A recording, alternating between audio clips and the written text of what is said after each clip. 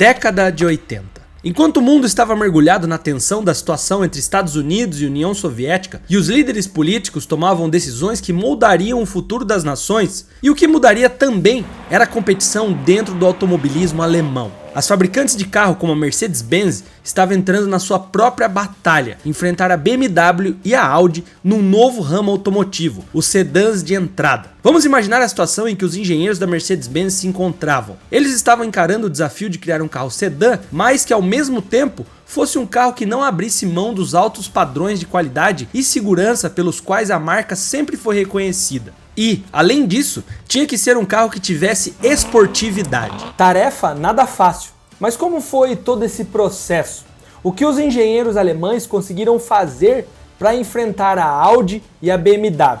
Hoje, com vocês, a Flecha E190.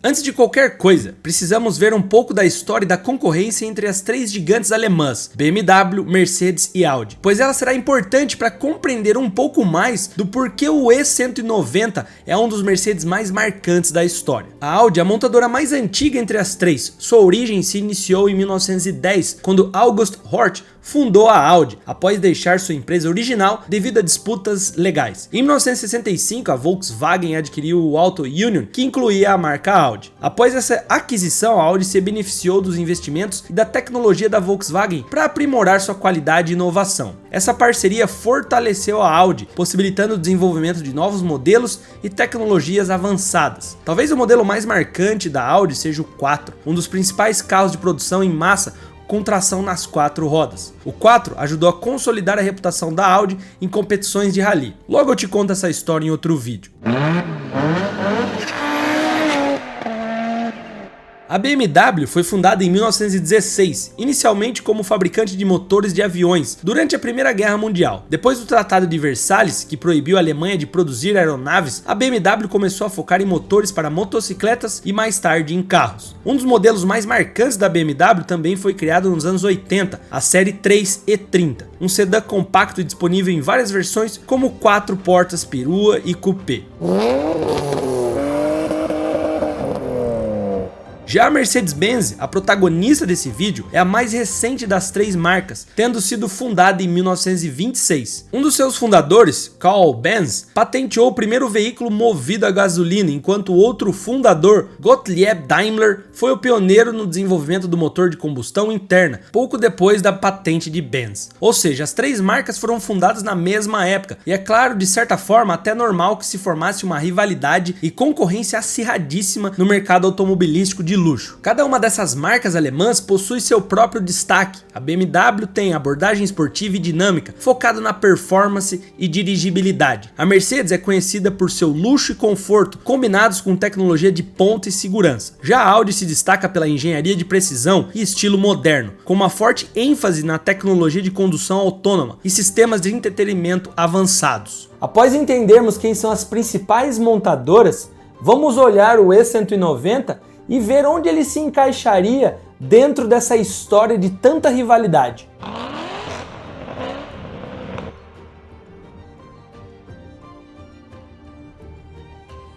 A história do E190 teve início em 1973. A Mercedes-Benz estava reunindo ideias para a construção de um veículo em um segmento abaixo das classes que já estavam estabelecidas pela marca alemã, a classe S, sedãs de altíssimo nível, e os SL, esportivos. Enquanto isso, do outro lado do mundo, o Congresso norte-americano definiu normas para a economia de combustível após a crise do petróleo. Fabricantes de automóveis cuja frota fosse muito gastona teriam de lidar com multas. Pensando nisso, a Mercedes colocou motores a diesel em todos os seus sedãs existentes. De momento, isso foi uma solução prática e temporária do que uma definitiva, pois a verdadeira solução alemã era projetar um carro novo e mais eficiente desde o início. A equipe da Mercedes-Benz passou 8 anos pesquisando e desenvolvendo o carro. Investiram mais de 600 milhões de libras nesse projeto e em 1982 finalmente revelaram o Mercedes E190, carinhosamente chamado de Baby Benz, por causa do seu tamanho compacto. Esse carro foi desenhado por Bruno Sacco, o designer-chefe da Mercedes na época. Erstmals ist es gelungen, Mercedes-Funktion und Mercedes-Qualität in einem kompakten Fahrzeug zu konzentrieren. Ohne Kompromisse. O carro era equipado com uma variedade de tecnologias avançadas para sua época, incluindo sistemas de controle de tração e estabilidade, para melhorar a segurança e o desempenho. O motor desenvolvido pela Cosworth, com 16 válvulas. Tudo isso acabou sendo uma grande mudança para a Mercedes, que sempre foi mais, digamos, conservadora. Sua forma era afunilada, com um para-brisa traseiro inclinado e porta-malas curto e alto, para melhorar a aerodinâmica e manter o carro compacto, mas ainda assim fornecendo espaço razoável do porta-malas. Sob a superfície, a inovação continuou, com aço de alta resistência em toda a estrutura do carro, assim como alumínio e policarbonato em áreas menos críticas estruturalmente. Tudo isso com um único objetivo: redução de peso no carro. Além disso, uma nova família de motores a gasolina e diesel de 4 cilindros com cabeçotes de alumínio estreava, e também um isolamento duplo protegia os ocupantes do compartimento do motor, e também os componentes elétricos do clima e do calor do motor. E a Mercedes aprendeu com lições dos carros de engenharia revolucionários da própria Mercedes-Benz. O E190 tornou-se o primeiro carro de produção com a suspensão Multilink. Explicando de forma bem simples, os carros com suspensão Multilink são equipados com um sistema de suspensão independente mais sofisticado, protegendo para oferecer um melhor controle de movimento de roda e uma condução mais estável em uma variedade de condições externas. O resultado dessa suspensão Multilink, que hoje é presente nas 3 grandes alemãs, foi um carro que realmente oferecia a estabilidade na estrada e o conforto de direção encontrado em um Classe S, e um pacote que era comparado ao modelo base da classe E, que era 30 centímetros mais curto e 250 kg mais leve. A Mercedes não estava para brincadeira com o E190, e esses números provam isso. New levels of driving exhilaration and satisfaction obtained by no other car of similar size and weight.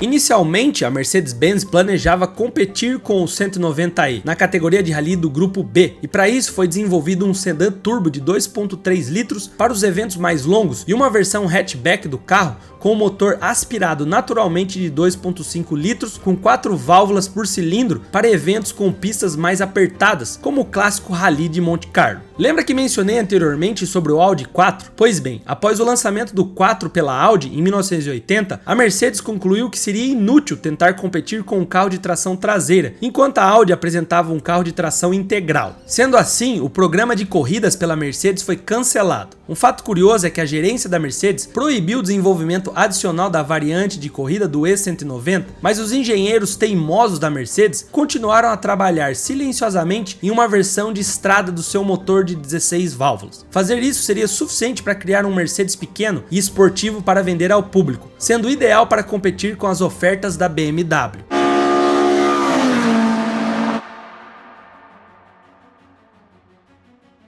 Os engenheiros da Mercedes construíram sua própria versão de 16 válvulas no motor M102 do E190, mas não gerava potência suficiente para uso em rally, então eles recorreram à empresa britânica Cosworth, que havia sido pioneira em cabeçotes de 4 válvulas em meados dos anos 60 com seus lendários motores de corrida. Eles também desenvolveram um processo de fundição de parede fina proprietário, então o Cosworth acabou construindo os cabeçotes na Inglaterra e enviando-os para a Alemanha para a realização do processo de usinagem e montagem. Os engenheiros da Cosworth receberam carta branca da Mercedes para projetar um cabeçote de alto desempenho adequado para o motor, além de pistões de liga forjada. Após várias mudanças, a versão de estrada passou de modestos 122 cavalos para 185 cavalos, sem nenhum aumento no deslocamento. O carro em que o novo motor de 16 válvulas foi instalado chamava-se E190 2.316 e recebeu uma série de outras atualizações, incluindo um kit aerodinâmico que incluía para-choques, saias laterais, alargadores de paralamas e até mesmo uma asa traseira, e que juntos reduziram o levantamento em mais de 40%. Também foram adicionados novos pneus mais largos montados em rodas de liga leve embutidas. Os próximos modelos teriam essas rodas por padrão. O chassi foi atualizado com suspensão reforçada, barras estabilizadoras maiores, molas mais baixas e mais firmes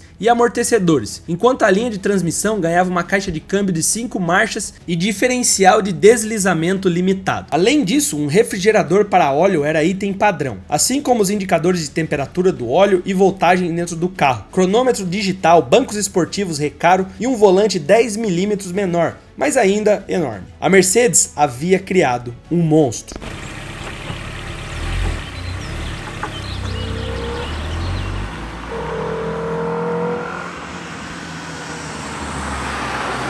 O carro estava entre os sedãs mais rápidos à venda na época e era muito mais esportivo do que qualquer outro Mercedes de estrada desde pelo menos o 300 SL lá dos anos 1950. Para destacar isso, a Mercedes organizou uma série de demonstrações para mostrar o desempenho do 2.316. A primeira delas foi uma corrida de resistência de 201 horas ao redor da famosa pista de testes Nürburgring, localizada na cidade de Nardò, na região de Apulia, no sul da Itália. Nürburgring é uma pista com uma característica impressionante, é uma pista vista do espaço, e os astronautas já o fotografaram várias vezes. Trata-se de uma pista de teste para carros de corrida, com 12,5 km de comprimento, e é levemente inclinado para reduzir a quantidade de mudança de direção ativa dos pilotos. Em outras palavras, é como se fosse uma reta eterna, em forma de um círculo. Além de dirigir por incríveis 201 horas, outro recorde impressionante foi a quantidade de quilômetros percorridos nessas horas. O E190 percorreu 50 mil quilômetros. Isso equivale a um pouco mais de uma volta completa na Terra. Tudo isso numa velocidade constante de 250 km por hora. Em maio, um novo circuito da Fórmula 1 no Nürburgring foi inaugurado. E para inaugurar a pista e destacar o novo sedã esportivo da Mercedes, uma corrida de campeões foi realizada. 20 flechas de prata 2.316 levemente modificados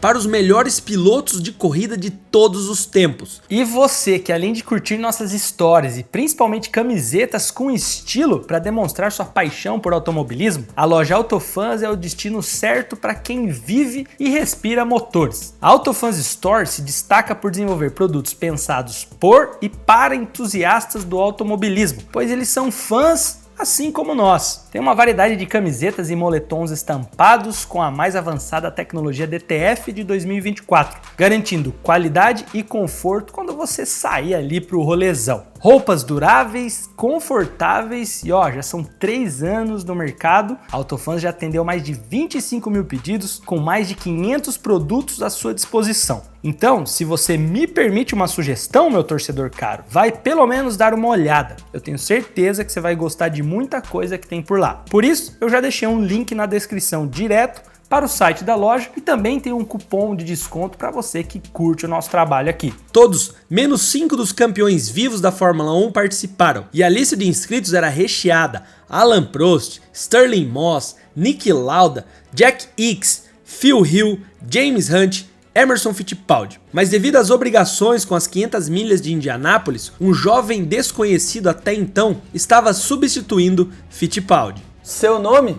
Bom, Ayrton Senna. A pista estava do jeito que Senna gostava, escorregadia e úmida. E isso foi o suficiente para que Senna mostrasse todo o seu talento diante de todos aqueles outros campeões. A corrida foi disputada e Senna alternava a liderança com o campeão Niki Lauda da Fórmula 1. Mas no fim das contas, o jovem brasileiro venceu e mostrou todo o seu talento para o mundo. E também naquele momento vimos a classe e a performance real do E190 e seu início no...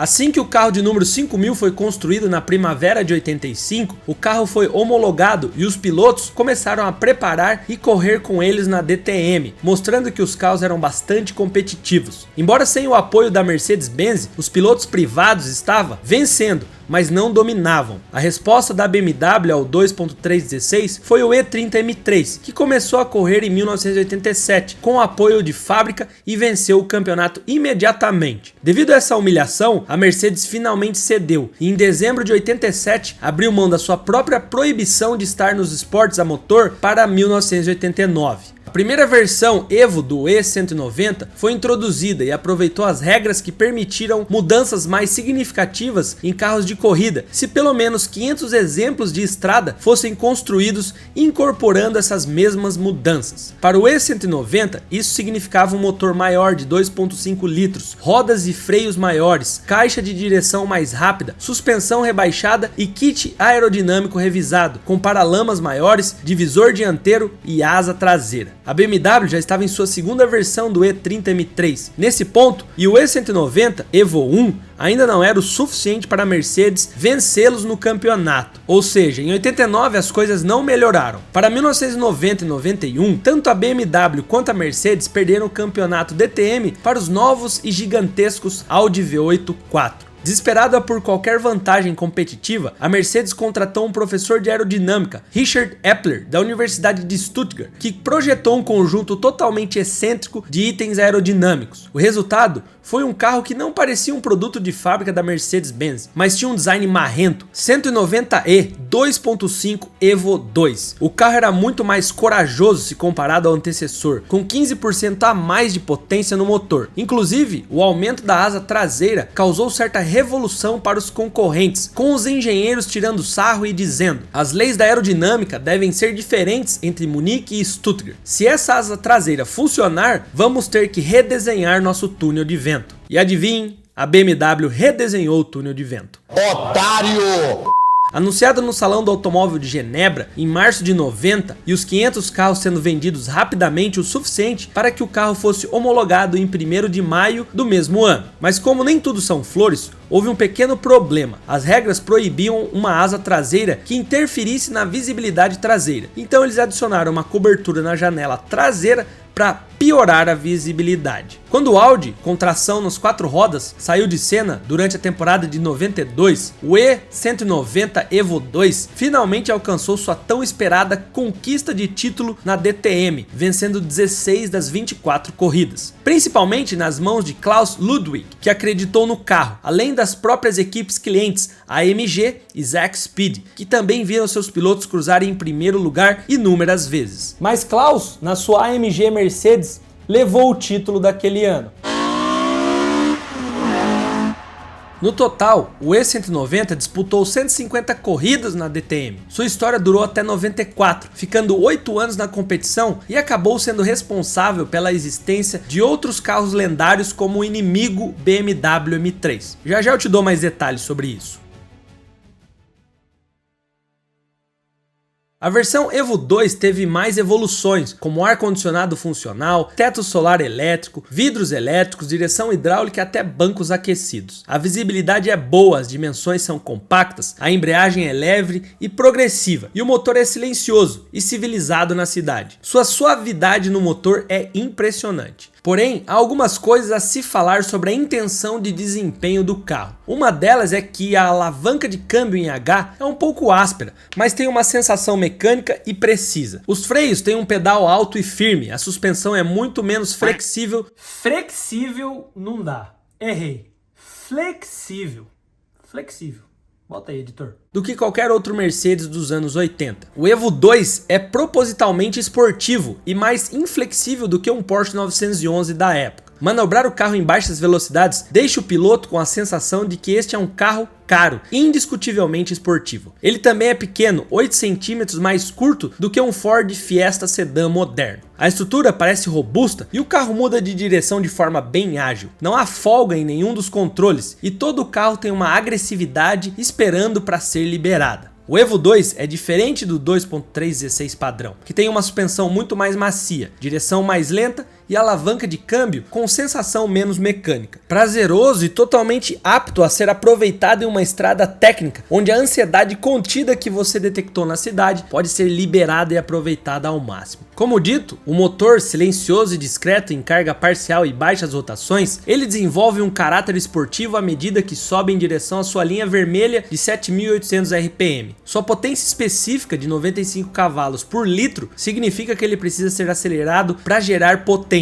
E a sua combinação de suavidade e rugido de admissão o torna uma alegria absoluta de manter ele na faixa. Junto com as unidades lendárias da Honda, esse deve ser um dos melhores motores de 4 cilindros já feitos. Ele tem toneladas de aderência, equilíbrio, ajustabilidade no manejo. O que gera rigidez em baixas velocidades se torna uma fluidez fantástica em altas velocidades, mantendo as rodas em contato com o pavimento e absorvendo perfeitamente as irregularidades de cada curva. O equilíbrio do do chassi permite ao motorista ajustar praticamente tudo para que a brincadeira e o DNA incontestável do carro esportivo assumam o centro do palco. E como outros tantos bons esportivos, quanto mais você pisa, melhor ele fica. Dirigindo o carro como um rebelde, você olha para baixo e vê a imponente estrela de 3 pontas no final do capô e pensa: e esse é um Mercedes. E alguém certa vez disse, abre aspas aí, editor, a Mercedes E190 é como conhecer alguém que combina as características favoritas de todas as pessoas que você gosta em uma única pessoa. E vale lembrar que esse carro foi projetado e construído em uma época quando os slogans ainda eram verdadeiros na TV. Construído como nenhum outro carro no mundo, construído para um padrão, não para um preço.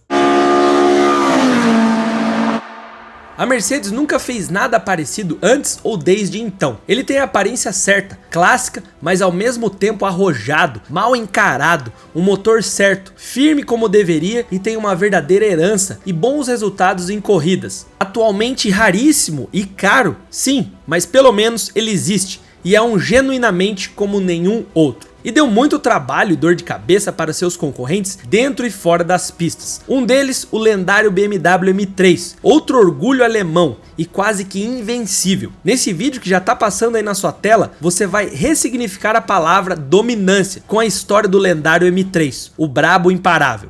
Te vejo já!